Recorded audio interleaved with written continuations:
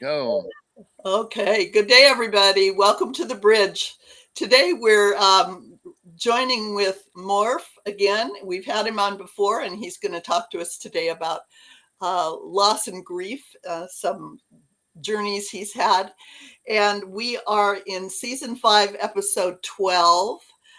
And I'm going to let him kind of introduce what he's going to talk about in just a minute. But Sandy, what's our quote today? Okay, this is by Ellen DeGeneres. And she says, find out who you are and be that person. It's something you and the three of us were just talking about before we started this podcast. That's what your soul was put on this earth to be. Find the truth, live that truth, and everything else will come. So unto thyself be true. Yes, that's a good one. Personally, I wonder why it took me a long time to realize that. I wish I could get kids to realize it, but I guess I have to learn it first. Yeah. Well, Morf, welcome. And we love your background and with the beautiful trees and the sun coming in. Where are you at, Mark? In Tacoma, in the North End. Okay. So you were talking about this quote about, I'm not going to paraphrase it, but something like basically be the person that only you can be. Yeah. And it makes me think of like how we're all a piece in a puzzle, like a jigsaw puzzle. But I have to say, yesterday I was at a record store. That's one of my kind of obsessions, I guess. So I'm at this record store, and the guy that is in the area brings me out a puzzle. A puzzle box, right, with like 1,000 pieces in it, and it's a puzzle. It's a puzzle of the Beatles White Album. In other words, it's just white. Oh my! Oh, lovely. So yeah, no landscapes, no like eyes, or there's edges, but that's it. Yeah, no frame of reference. Yeah. And I thought that's a pretty interesting metaphor for life. We are like this quote that Sandy mentioned. We are this individual person with this unique background, unique perspective, unique way of kind of filtering through things. And what is the picture on the box? Yeah. Where is that? That's right. Well, and as you use that same metaphor, when I put one piece in, someone else might put a piece in up here, and that takes us to different places. Yeah. We have to take one step at a time.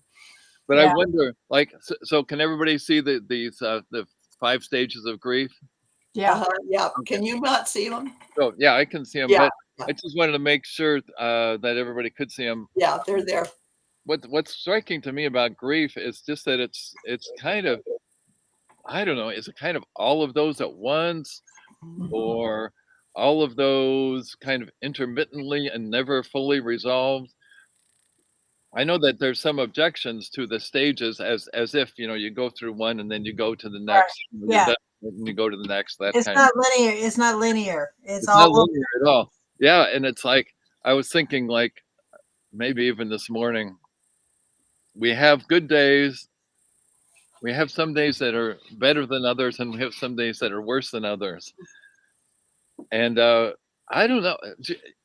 The way I'm interested in how we frame things, how we decide things work. For example, think of what somebody says when you experience tragedy or grief. What is it you say? For instance, say somebody dies and somebody says, "I know just how you feel," and guess what? They just don't. No. They just do not. Wow. And or something like they're in a better place, or whatever. These things. I don't know why we say these things, but they make me crazy. Well, they probably make the person who says them feel better. Probably, yeah. Because it's from their perspective. And I think a lot of times more people are at a loss to know what to say. Right. One of the things that we have learned over this series is that listening is one of the best gifts we can do. Is we don't have to come in with a pat answer. We can listen to what the person's stories are about, and that is helping them to do the healing that they need to do to process. Mm-hmm. Right. Yeah. Something, I think this is related. I'll let you kind of try to make it fit. If it doesn't, kind of look at the puzzle piece in the wrong place. When I was a kid, I grew up um, outside of the city, and I was a very short bike ride to a lake and a big park. In fact, the wilderness, really. And when I was in high school and a few years later, I would ride my bicycle out there and just sit in the quiet. And maybe that's what most needs to be, said or expressed, Hmm. when somebody is experiencing grief, especially when it's very fresh. Sure. It's like, I'm just here with you. I Hmm. don't have anything to say.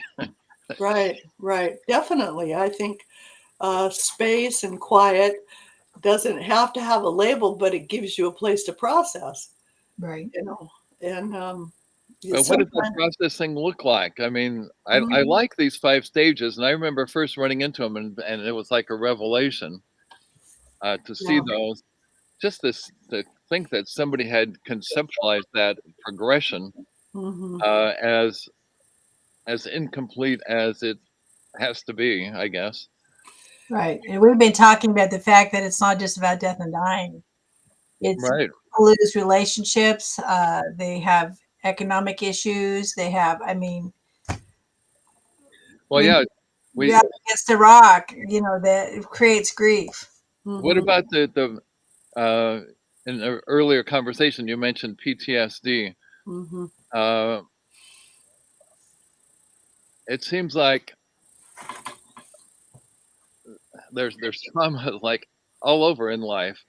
Yeah, Uh, absolutely. Different intensities. Different intensities, and they hit us differently. Like if I'm having a really good day, I had a good night's sleep and things. I kind of think things are coming together, and something pretty horrible can happen, and I can still kind of roll with it. But on other days when I'm a lot more fragile, just some little thing, like Hmm. even like waking up and I see that it's raining. It's Hmm. it's Hmm. like that, just like everything just falls apart. Yeah, yeah. I think that these are stages that are very true in going through, journeying through PTSD. And, I some of the brain research now, and I think Terry touched on it, is that there are tools that can help your brain relax, or and just kind of sitting with it to let it process through, to let it get to maybe a different stage. I don't know. But I know that there have been a lot of therapies and books written on PTSD and reprogramming your brain into relaxing and not having stress about it. But Yeah. isn't it interesting that stress is such a central word there? Which word? Stress. Yeah. Right. Oh, Mhm. it's a big deal. It's a big deal. One of the things too that you're talking about more of when you were saying as a kid, taking your bicycle out, just sitting and having silence. If you're a person of faith, there's a place in the Bible that says, "Be still and know that I am God." Right. And shutting down all of the sounds around you, and especially with the way all of internet and all these different things are nowadays, we're constantly busy. If you want to be, if you don't intentionally say, "I'm shutting this off and I'm being still," it doesn't happen. But Yeah. isn't it interesting that we have to intentionally decide to be quiet? A generation ago, like Mhm. earlier, you were talking about your mother. Did you say grandmother too? Anyway, uh, older people had to intentionally seek, excitement and stimulation, and and, Yeah. and quiet, and so a lot of times isolation was kind of forced on them. Whereas for most of us, or like for instance, I have grandkids, and the whole idea of just spending time at home without an activity is like terrifying to them. Yeah. Busy, busy, busy. Yeah, Yeah, that's true. But it is something that, um, I think it's good to force yourself to quiet your brain, because then I think you can process. I think with all the noise, it's just it's like a whirling dervish, and we don't know where to land. and it's not how our brain operates. Yeah, and like that quote you mentioned about whoop, I forgot her name now. Terry? No. The quote. Oh, Ellen. Ellen DeGeneres. Yeah.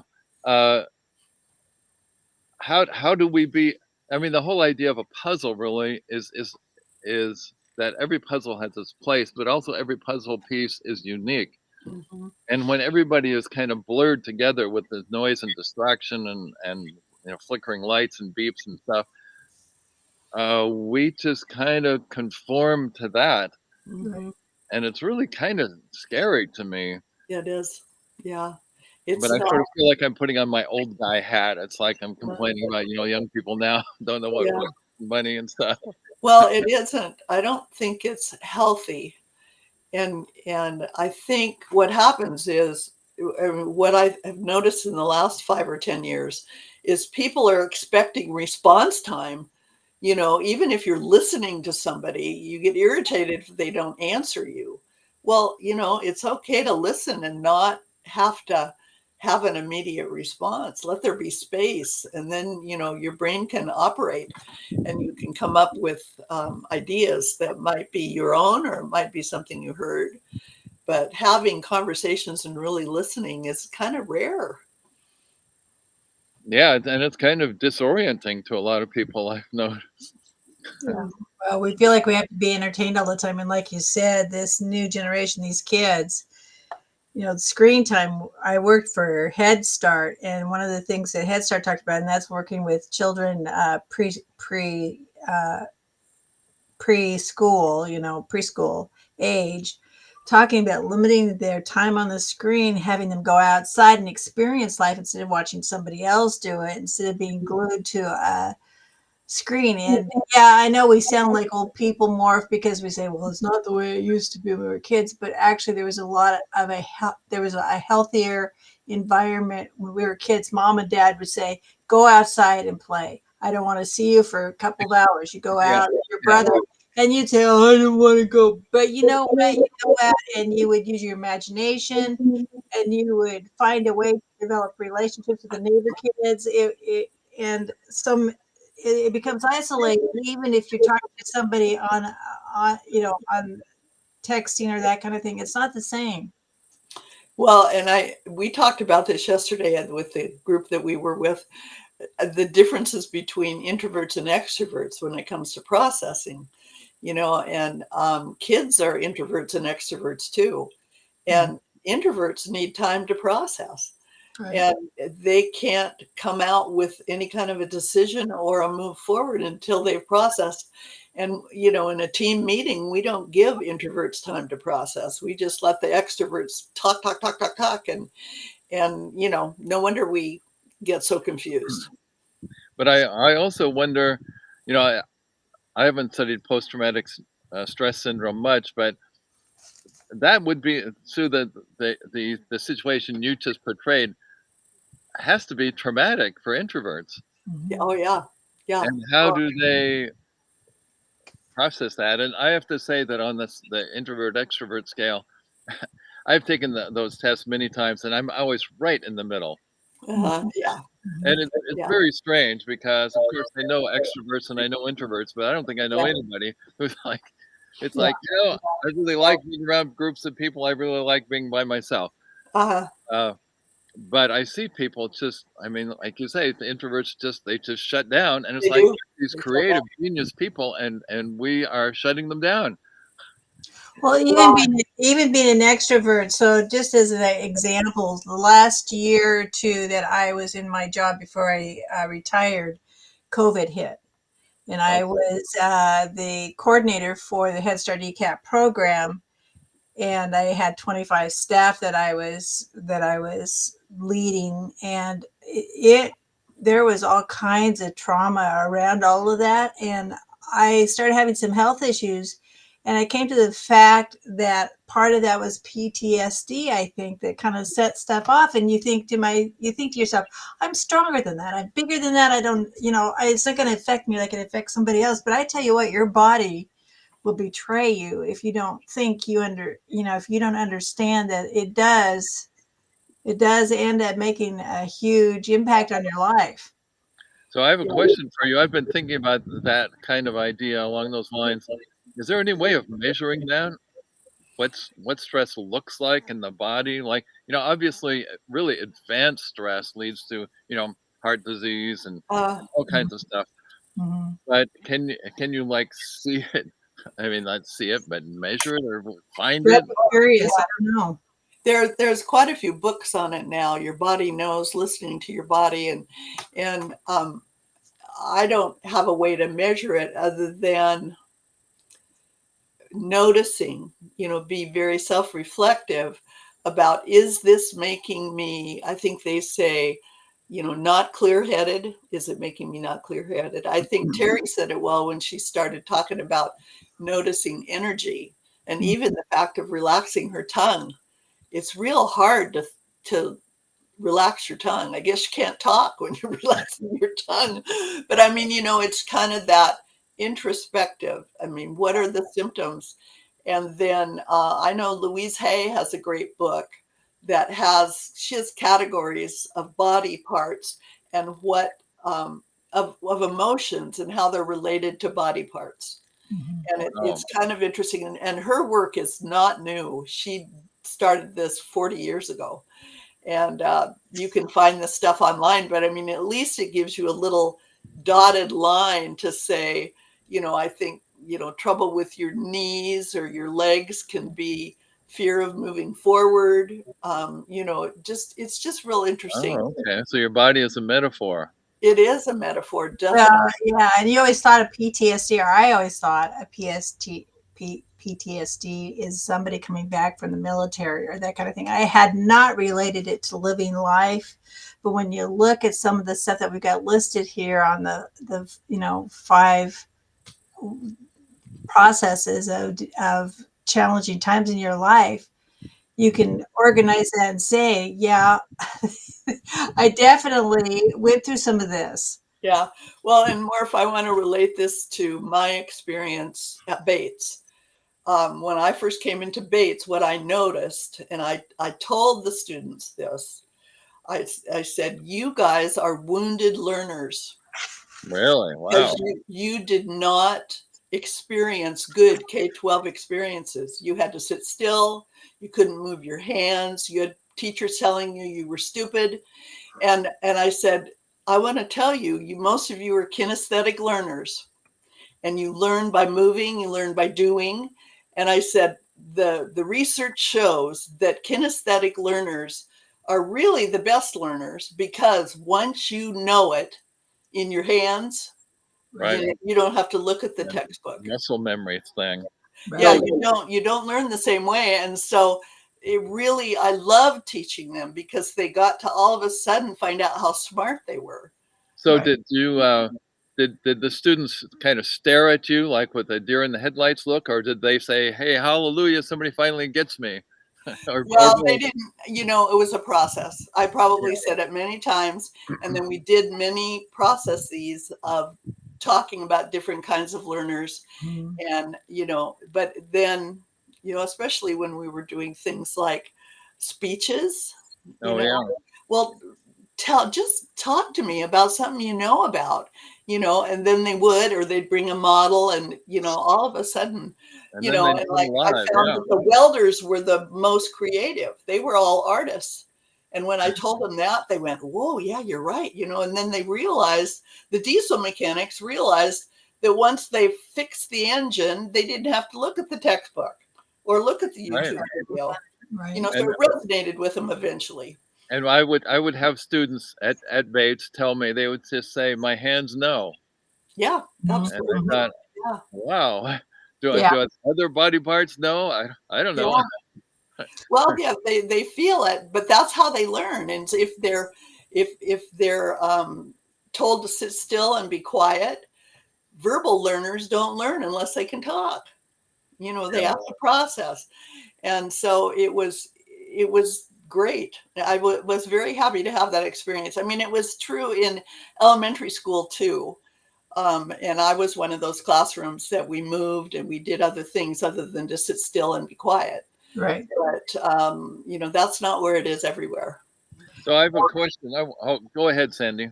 Morph, I was going to ask you, do you have a story to share with us about an example of having gone through the process, even though it was not always a process as it's written down here? Well, yeah.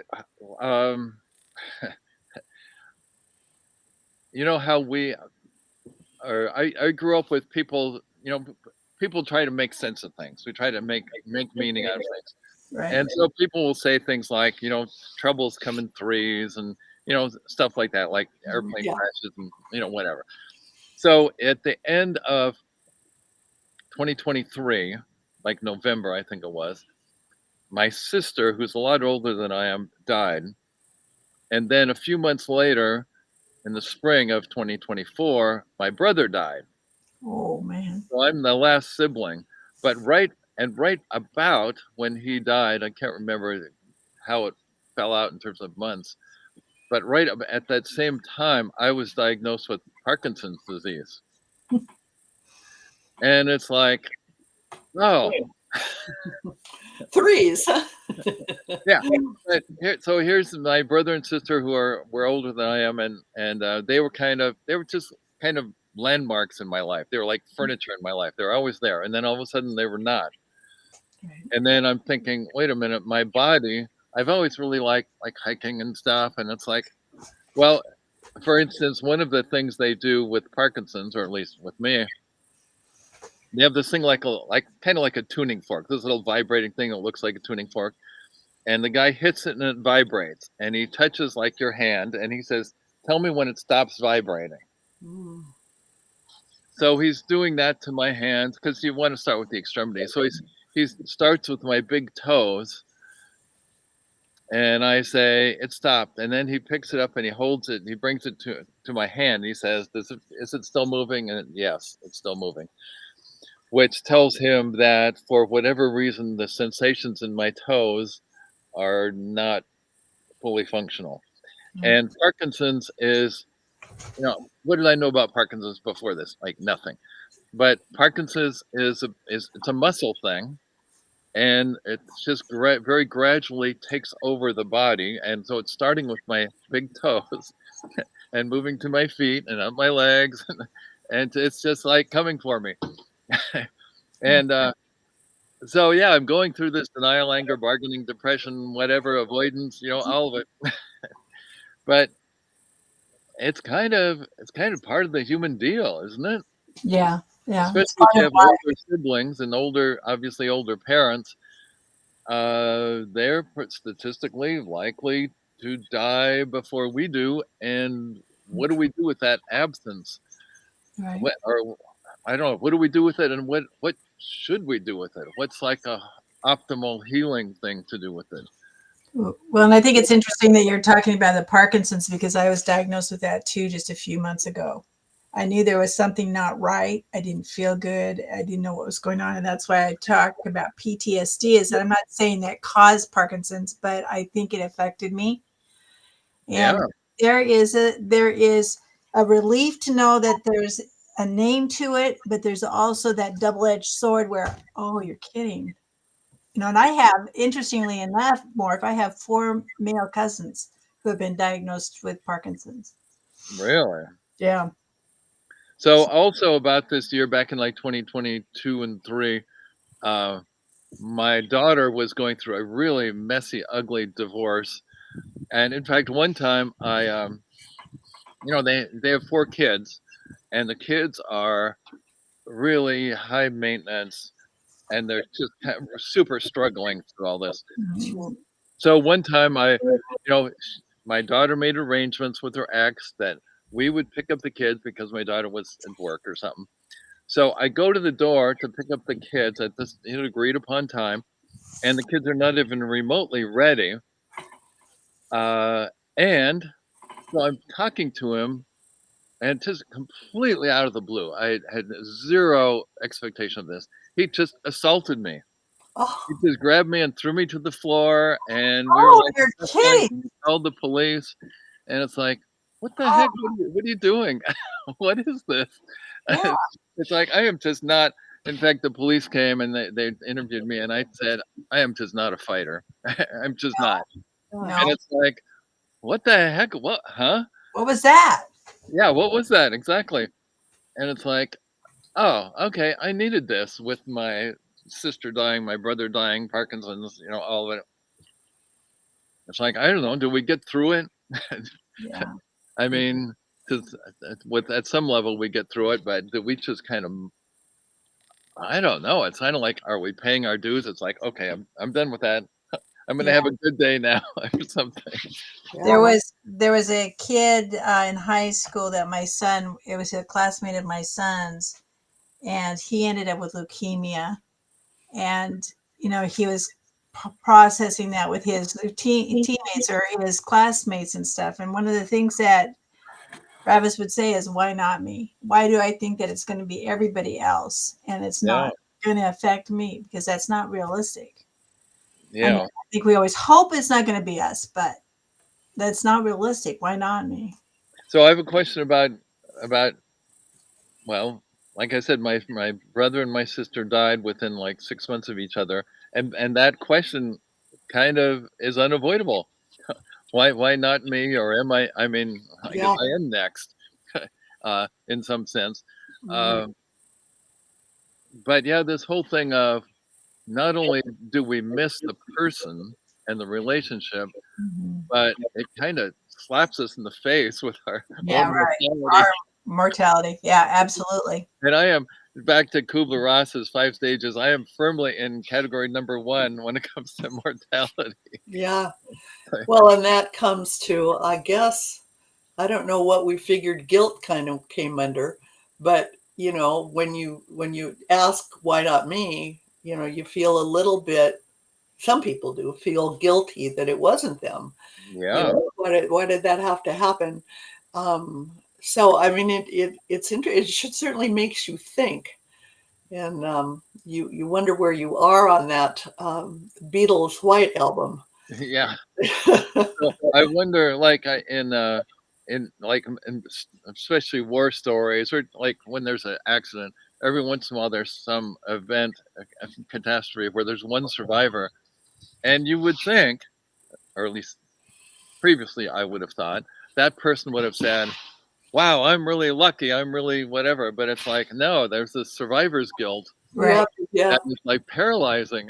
And then they say, back to this, why not me? Why didn't I go with all them? Right. Yeah, I heard somebody say that about some of those people that didn't get shot in New York, Oh, yeah. They go, why not me? Why did they have to go and not me? And I don't know about you guys, but I've always been a great swallower of anger. I don't like to fight. I don't like to holler. And so anger, and as I unpack my own stories, anger is, really hard to dig out of, and it really does not make your body healthy. Yeah.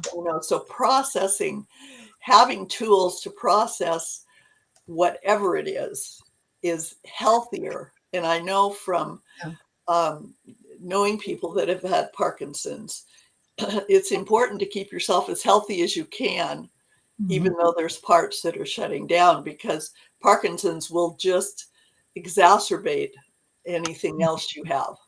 So do you think Parkinson's is like literally the embodiment of stress? Is that, well, let me put it this way. When I have a stressful day, which usually means something to do with my daughter and her ex and her kid, my sleep is disrupted, and I can like feel my body like stiffening up.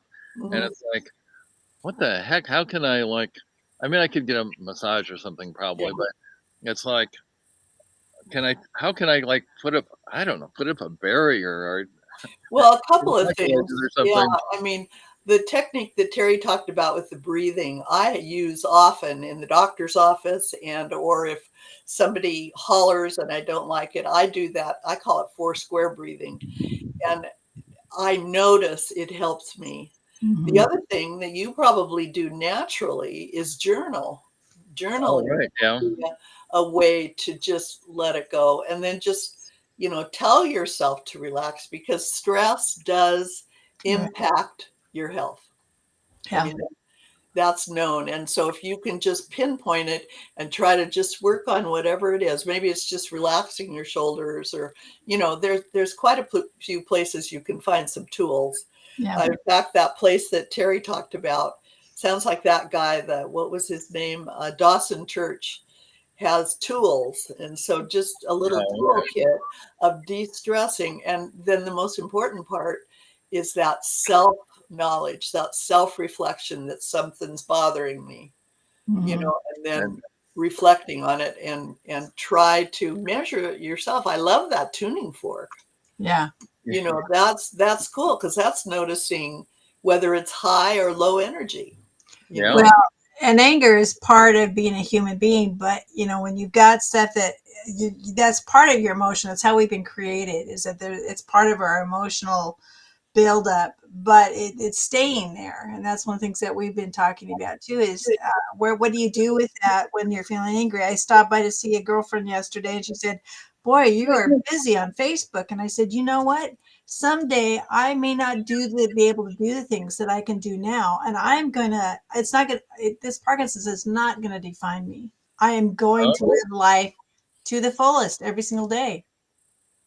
Well, in this story, this is one reason we're doing the whole podcast, is that this story is going to touch people today because of you. And so it's going to make a difference. It's going to, go into your legacy pile, and it's going to not only help you, but it's going to help someone else. Touching other people with your story is more meaningful than just trying to teach them something or tell them something. It touches the heart. So where do you think you are if you're looking at it? And we said it's not linear, but if you're looking at the 5 stages with what you've been through with the death of your siblings and right now your health issues, where do you think you are at this point? I mean, I suppose that you're at different points with each situation. Yeah, I think it's kind of an undefined blur. Yeah. It's kind of interesting because, well, I went to the urgent care for something. I don't remember what it was now. Not that long ago, like less than a week ago. And what was so interesting, the doctor was really good, I have to say, but she couldn't pin it down. And I thought, or I think I even said, the main reason I come here is not necessarily to feel better, but to get a name on it. Yeah. And that in itself makes it feel better, right? It Right. does. We like to put parameters on it and put it in a box, because we feel a little bit more in control when we do that. Well, I I think you start doubting yourself, because you think you tell your family, I'm not feeling myself, but they start looking at you like, really? It starts sounding like I'm a hypochondriac. And then when I find out that there really is a reason why I feel the way I feel, it's kind of a release. Yeah. Well, I wonder, for instance, something I say fairly often is, I just say to my wife, I just don't feel right. Right. And I don't know where to go with that. But it's kind of like, like with like music or something, it's like just off key. Yeah. Right. And yeah. I don't know where it is, what brought it on. Right. I don't know anything about it. And the doctors don't know either. Right. But it's like, is that kind of grief? Is that what grief is looking like as it kind of seeps in? Is that kind of the idea? I think so. Yeah, I think so. And I think the other thing is, when we talk to someone else about it who maybe has some more information about it than we do, like a doctor, what it does for me is it puts me in a category or a box, and it also helps me make a what's next decision. Right. Rather than just being in a malaise or confused. Then I kind of say, well, what do I want? And if I want that, I'm going to have to do this, even if it's not what the doctor tells me to do. Right. I'm going to make this choice. At least that's what it does for me. Well, my sort of universal solution to like 90% of problems is to take a nap. That's a good solution. Your brain likes that. I learned that from my cat. Yeah. No, do you come up with an answer when you wake up? no, but I do feel better. Yeah. No And double rainbow? yeah. But I think of like, cats have such a weird life philosophy, and it is, if life's not going the way I want, I'm just going to take a nap. Like, Uh-huh. I yeah, like that. That almost would make a book. When yeah. life gets hairy, take a nap. But I did want to say I saw this recently. There's a certain bridge in New York, and I don't know New York City very well, but it has a walkway. It's a car bridge, but it has a walkway along probably both sides. And what people have taken to doing is gathering at a set time in the evening, and they just go out on this bridge and they just scream. Meeting on the bridge. Oh, Oh, screaming. We're not going to scream on the bridge. That's not our bridge, but yeah, I mean They go outside and find a bridge. Like in Tacoma, I think the Narrows Bridge would be great. Just go out there and just scream, and people just say it just makes them feel better. yeah, I'm sure it does. It's kind of like that release. yeah. And It's everybody screaming. has their own. I don't know. I've never tried screaming. I don't think it would help me, but it might. Yeah, screaming together is kind of a Oh, weird Oh, thing for yeah. me to get my head around, but Mhm. maybe, I don't know. I don't know. But one of the things that's really important is connection, having people around you, like-minded people, not like-minded people, just people to connect with, because that is such a natural thing for humans, is the social connection, not necessarily social media, but knowing people. Yeah. Knowing your person at the record store, knowing the people at, wherever, and then connecting with them is a very healthful human thing to do. And it's harder to do as we get older. Yeah, it's interesting.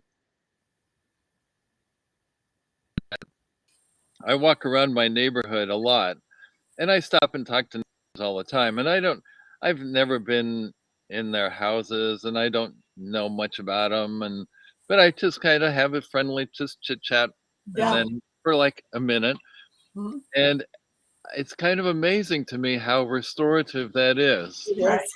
And we don't need, well, we do need deep connections, but I think mostly we don't really need deep connections. We No, just we need connections. That's right.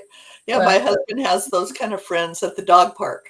I Okay, asked yeah. him, who'd you see at the park today? And it was, I saw Sue and I saw Kira, which is the dog, someone's dog. And it's just that touch point and almost the habit of seeing them. And Well, reminding- Barbara Oh, go ahead. Streisand sang it well. She said, "People who need people." Remember that song? Yeah, yeah. And it is true. Are the luckiest people in the world. That we need each other. Yeah. Yeah. And one reason I like this Let Them book is toward the end, she talks about friendships in phases.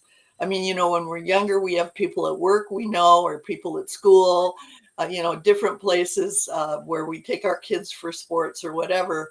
But as we get older, we don't have those automatic connections. Right. And so we need to pursue them. And what this one gal, Mel Robbins, did, she moved to some remote place. I forget where it was I can't remember the state, but she said she'd go into the coffee shop, see the same people every morning, and she just started striking up conversations with them. And some people, they all resonated together and they're friends, and some people didn't, and that's just really healthy to do.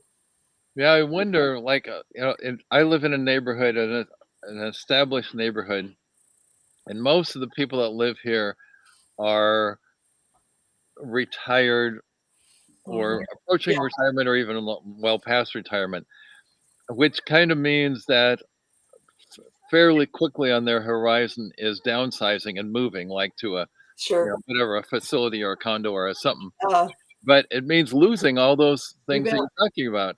Right. And how would you measure the cost, the sacrifice that we make to live in places where convenient, doesn't have a lawn and stuff, but it doesn't have neighbors? Right. Well, and they will have neighbors at their new places that they need to make choices about. Yeah. And you'll have people that move in that you'll either connect with or not. I know we're in a neighborhood now, which is very similar. Most people are retired and really haven't moved away, but we have any of our neighbors, but the last Friday night neighbors with friends with the neighbors. And so you just need to, that's a transition. And now Sandy and I are connecting with people on the bridge, and we're meeting new people and new friends, new connections. And so we're enjoying that. That's one way that we're, cultivating friendships, I guess, but it is very healthy for you. It's probably just as healthy as your nap, but your nap's important too. Right. There you go. Well, and it gives us purpose. One of the things about Sue is that she was our coach for our program, the Head Start ECAP program, for almost 20 years.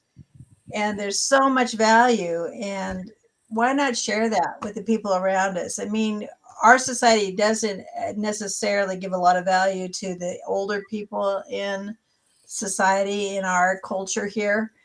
But I think it's a mistake when we don't, because we all have experiences that can help with younger people or inexperienced people. Just take a pause and listen, and maybe get a tool from that. Yeah, I think it was Sue that mentioned earlier this idea of initiative. Mm-hmm. Young people, I don't know, when I was a kid, and presumably when you two were kids, we needed, I mean, initiative was just a given, an assumption. But now we really have to figure out, how do you draw that out? Yep. Because it's not like they're waiting to emerge. Right. Mm-hmm. One thing that I think I've learned this over the last maybe 10 years or so, but I'm getting better at it, is when I have an idea, I think about it for a little bit, and then I figure out one baby step I can take toward it. Okay, yeah. And if I take that baby step forward, and there's no energy around it, or it falls flat, then I can drop it. But I don't let the opportunity go by of not sticking my toe in that water, just in case. Mm-hmm. I don't know. It's coming back to toes more. She's coming back to toes. Right. Yeah, that's right. I'm sticking my, even though I can't feel my toe, I put my toe in the water, and I'm going to watch it go in, whether it's hot or cold. But, yeah, it's so weird, because the thing that kind of makes me crazy about young people, and again, I'm kind of putting on my old guy hat here, but it seems like young people are like spectators or tourists in their own lives. Mm-hmm. And they don't have a sense of, stepping a toe in the water, or even touching the water. The water's too cold, or it's like, I don't have my sunscreen or my whatever. But it just seems like, I mean, who would even think of this, back like whatever, a generation ago or whatever, this idea of initiative. I mean, how do we take on this identity that, again, that we start off with this Ellen DeGeneres quote about, how do we do that without even basic initiative? Because young people seem so afraid of everything, or they've been taught to be afraid of everything or something. Yeah. It's an interesting question, because I've pondered it for many years, and some of it might have to do with parenting. Some of it's just youth. As we're talking about this, I'm thinking of the Bye Bye Birdie song. Kids, I don't know what's wrong with these kids today, and so parents have been saying that for years. And I'm sure our parents said it about us too, because we're just in different phases of our life, and it doesn't make sense. And we don't make sense to them either. Right. So Morf, any, my last question is always, what's one takeaway? But do you have anything you want to say before we ask you your takeaway from our conversation? Just that, how can I say this? It seems to me that maybe this has always been true, and I haven't been paying attention, but doesn't it seem like grief is, and these stages of grief are kind of our inner weather. They're like always there, Mhm. and it's like um, we don't get through anything, or Yeah. at least I certainly don't. But it's kind of, I don't know. Is that what it is to be human or something? To to have, physical issues, relationship issues, financial issues, whatever. Yeah. There's all kinds of disasters and catastrophes and pain and trauma around us and within us. And then, like one of us said, we tend to not forgive ourselves. Where Mhm. How do we? I don't know. How do we get any kind of distance or whatever, or Yeah. perspective, or at least not feel crushed by it all? Yeah. Wow. Yeah. That's a good point. I think though, Morph, that you also have shared that you found purpose in what you did, whether you're being a grandparent or you doing a blog or that kind of thing. I believe that as human beings, we're created to find purpose to help Right. us to help us get through this. Because if we just stay there, we don't really live life to the fullest, right? Yeah. So there's this purpose and this sense, we were talking about this a minute ago, this sense of connection. Right. It's like as long as we have those two, like I always wonder, like in the news, there's all these like mass shootings and stuff. And I always think if there's anything those people have lost, it doesn't have anything to do with, politics or any of Mhm. that. Right. They have lost purpose and connection. Right. Mhm. Exactly. That's Exactly. right. Been ripped away from them. Yeah. Absolutely.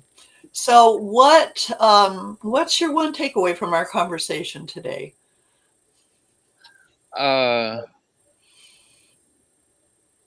well, let me put it this way. Robert Frost said that he summed up all that when he was older. He said he summed up everything he learned about life in 3 words. And the 3 words are, it goes on. Hmm. Yeah, that's good. That's very true.